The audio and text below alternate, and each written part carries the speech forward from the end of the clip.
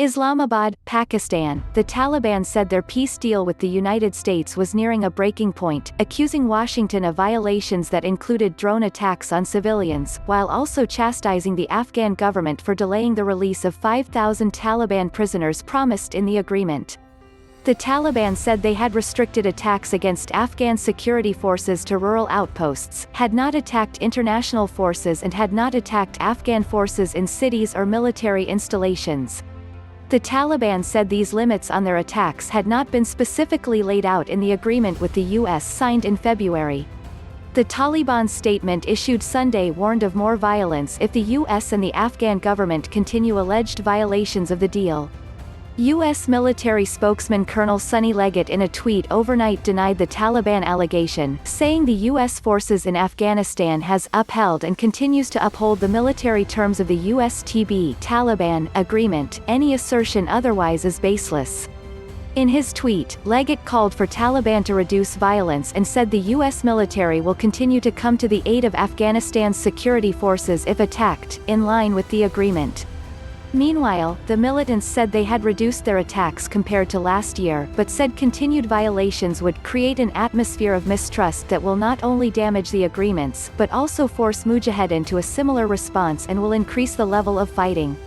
The Taliban have accused the Afghan government of using indefensible arguments to explain the repeated delays in releasing a promised 5,000 Taliban prisoners in exchange for 1,000 government personnel.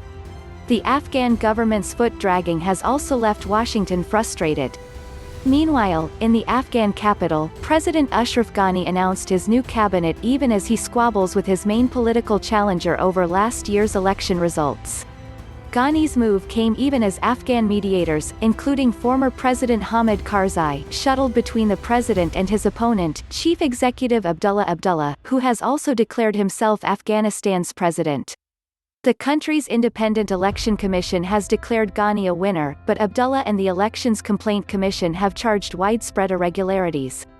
Attempts to negotiate an end to the political turmoil roiling Kabul have made little progress, frustrating the U.S. and potentially derailing the next stage in the Afghan peace process.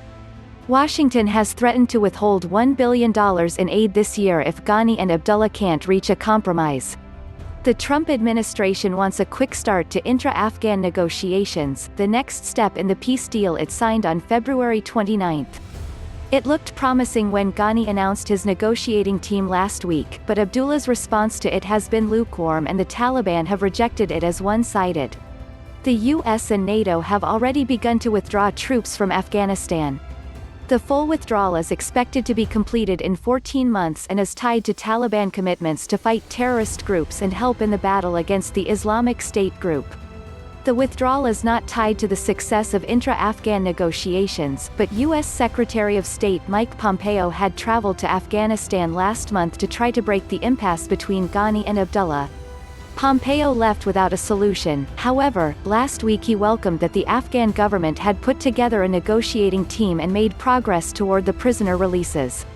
Those releases have stumbled even as the Taliban sent a 3-member team to Kabul last week.